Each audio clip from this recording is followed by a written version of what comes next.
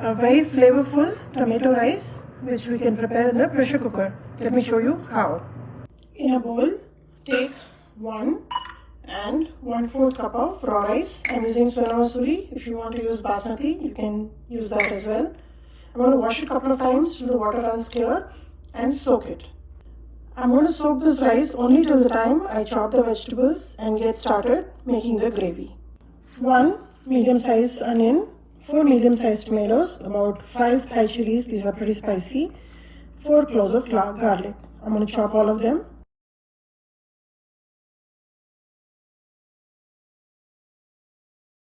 I've heated up the pressure cooker and here there are about 4 tablespoons of oil and I'll take about 2 tablespoons of sesame seed oil. It gives a very good flavor. These are the Tadka ingredients: mustard seeds, jeera, saunf, urad dal, black pepper. All of this is 1 teaspoon, 1 tablespoon of chana dal and 3 dry red chilies. I'm going to remove the dry red chilies first and add the rest of it.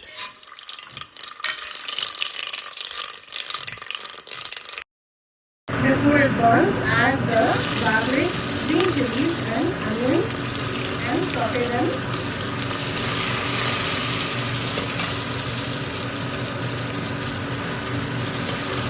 And to this, I'm also going to add some curry leaves.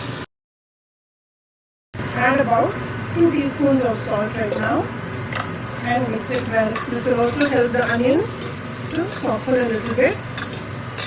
Now I'm adding all the tomatoes.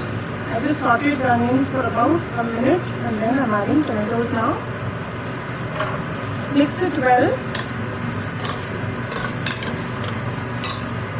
Add about 1/4 teaspoon of turmeric powder.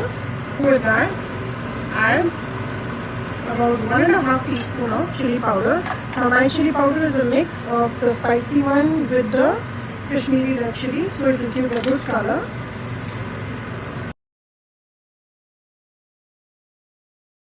Just take the lid of the pressure cooker, close it without the pressure whistle and let it cook for about 3 minutes till the tomatoes are nice and soft.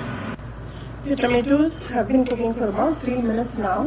And let's take a look and you can see how the oil is separating and the tomatoes have also become a little soft, which is exactly what we want.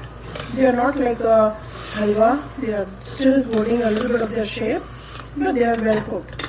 Now at this stage, I'm going to drain the water from the rice that I've soaked and add the rice in here.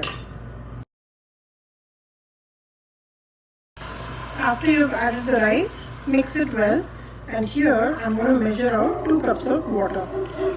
Now since there is already some liquid from the tomatoes, I'm not adding 2.5. I'll just add 2 cups and which will be just enough for the rice to bloom well, cook well and become nice and fluffy.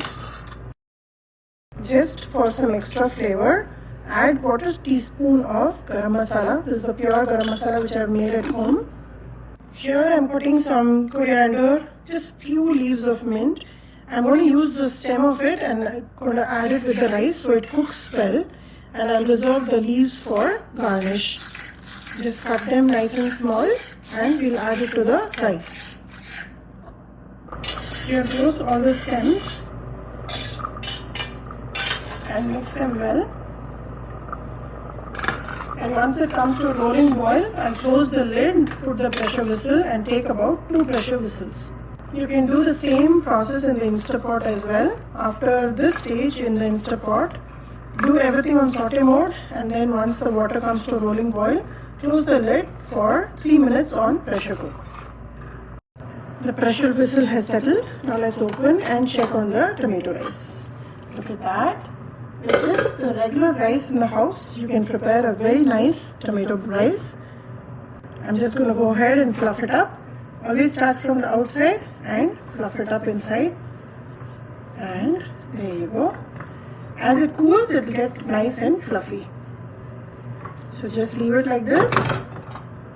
Add the coriander and a little bit of pudina leaf that we had cut before.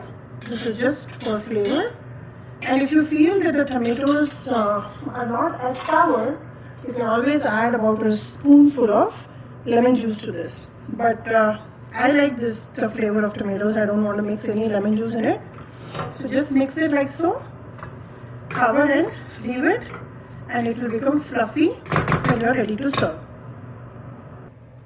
Prepare this style of tomato rice. Let me know how this turned out for you. Like and subscribe my channel.